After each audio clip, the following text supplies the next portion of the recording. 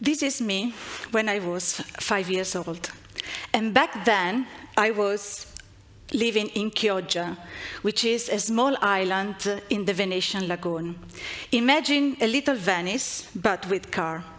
And as Venice, also Chioggia is affected by the phenomenon of acqua alta, which is a phenomenon, high tides, that flood the city periodically.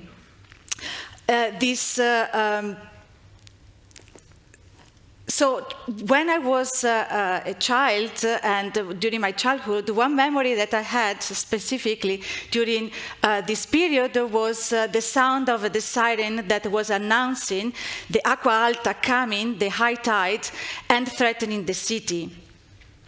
And I remember that it was when I was at school, a specific time when the sounding of these sirens were very crucial. If it was happening during late in the night or early in the morning, that means that I was skipping school, and so I was very happy. But if it was actually catching us when we were at school, then it was a very, very bad news, because we had to stay longer at school, wait for the water to go down, and actually sometimes being rescued by the firemen. Since my childhood, these episodes of high tide become more severe and more frequent, and this is because of, predominantly because of global warming. The city stepped up to cope with these floodings, and residents put some barriers in their doors. The city actually built these massive barriers that would prevent the water from the Adriatic Sea to come in when there was this high tide. But we all know, and the science tells us, that if the global warming will continue at the same rate as today, at the end of the century, we will have the sea level rise more like half a meter or 1 meter higher than today. And this is the size of Little Roberta, or even higher. And that means that Chioggia will disappear. So my hometown, the place where I grew up, the place where I have my memories and I still call home, will disappear. We all know by now the root cause of global warming. We have the energy coming from the sun in the form of sunlight. The same amount of energy should radiate back or reflected back in the out of space. But because we are increasing the concentration of greenhouse gases, which is carbon dioxide, methane, and nitrous oxide, these gases form a kind of blanket that trap this radiation, transforming heat, and warm our planet. We also know that the reason why this increase of the greenhouse gases concentration is increasing is because of our industrialization. We start to burn coal, oil, and gas to create a massive energy for industries. And also, we are transforming our land for large-scale farming. And it is difficult as a human to understand something that we don't see. And these gases are not visible to us, and also they don't smell. So we don't understand the massive pollution. But thanks to this visualization from NASA, we can see actually where these emissions come from and how they distribute in the planet. And so we can see that eventually they cover the planet.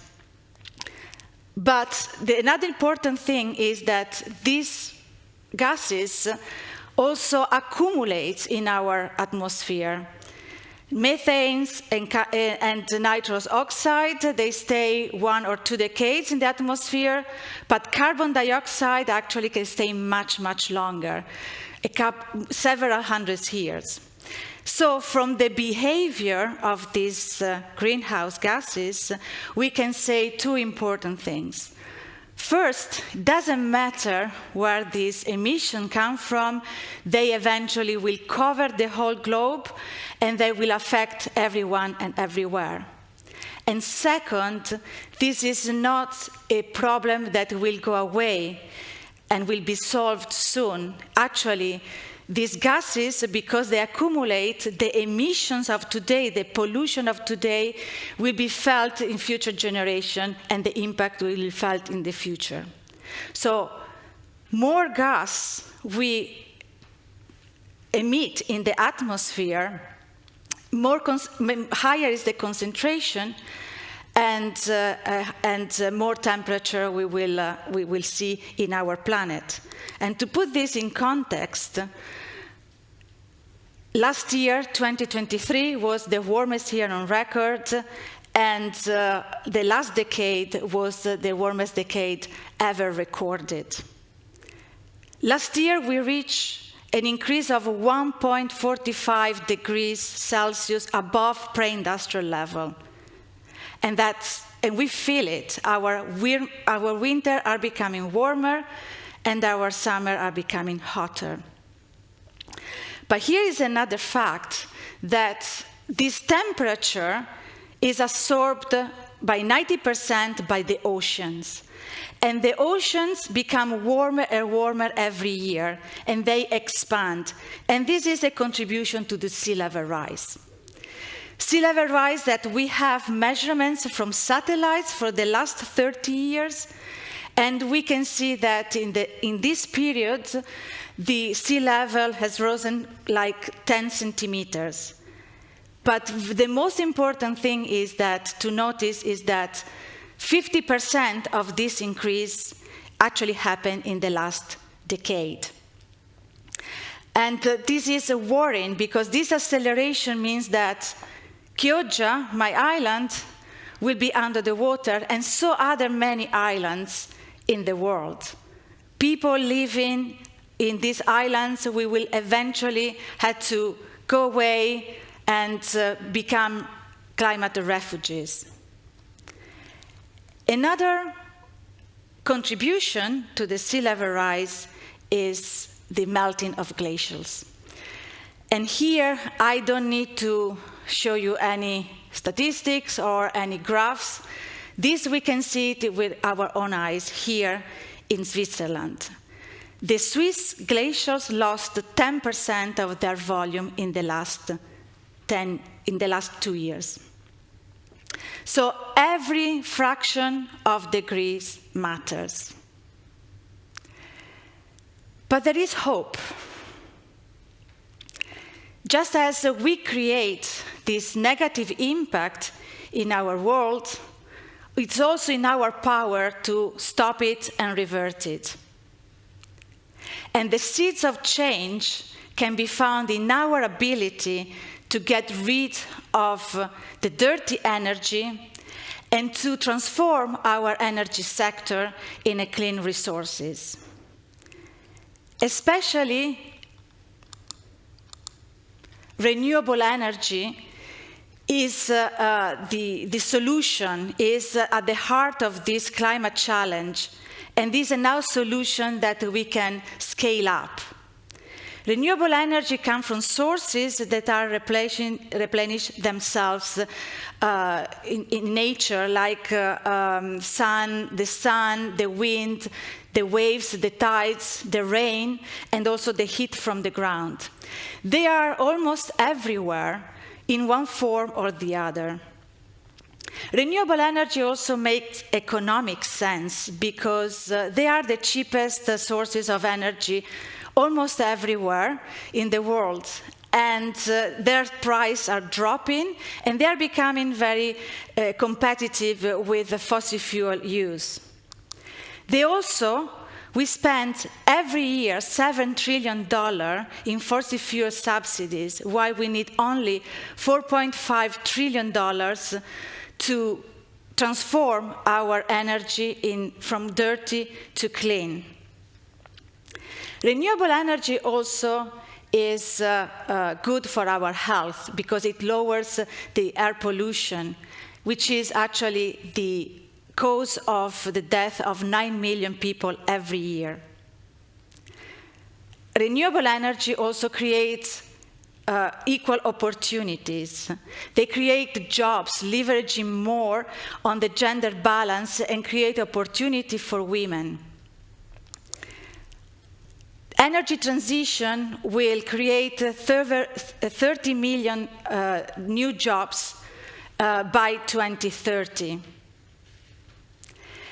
And because this energy is abundant in most parts of the world, almost everywhere, the energy transition will make energy access more equitable. Half of the population in Africa have no access to electricity. But Africa, the continent of Africa, possesses some of the best resources for producing solar energy. And this potential is the key to alleviate poverty and support economic development.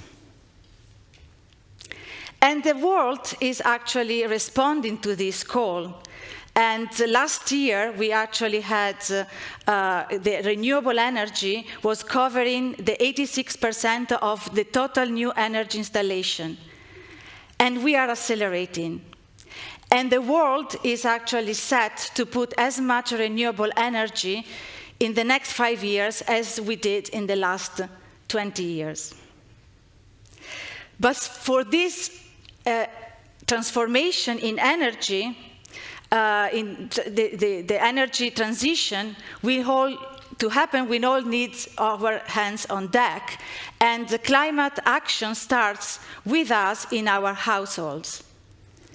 We can start to be more efficient with energy consumption and use electric appliances that are highly efficient.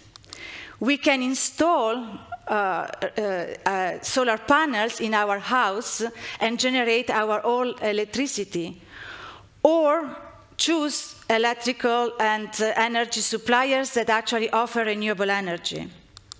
We can engage in community planning and policy to advocate for more renewable energy resources. We can adopt electrical mobility or use public transport, bike, and carpool, and advocate for more projects that actually support this kind of mobility. We should start or continue to advocate for, educate and advocate for the benefit of renewable energy with friends, family, and community members, and especially the social network and the digital network. And above all, we should vote for leaders and for policy that support the energy transition, because we need to elect leaders that actually nurture these seeds of change. Doesn't matter how small the action is, we can all contribute to the big goal to mitigate climate change, and thus save islands around the world and Chioggia as well. As Barack Obama said, we are the first generation to feel the effect of climate change and the last one who can do something about it. Thank you.